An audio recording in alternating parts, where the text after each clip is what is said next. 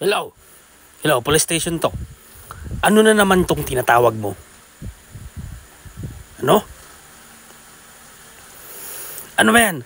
Anak mo ba yan o pamangkin mo? Sino yan?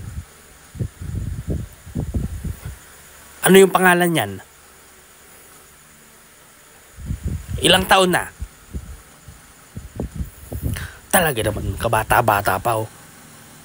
Hindi mo ba kayang alagaan ng mabuti yan? Hindi mo ba kayang disiplinahin yan? Kailangan mo pang tumawag sa pulis? Anong gusto mo? Dadamputin namin yan? Ikukulong namin? Oh. Ano ngayon? Oh.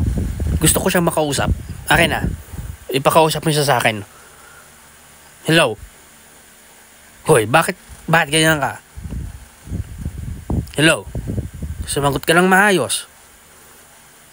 Wala kaya tanggalang eh.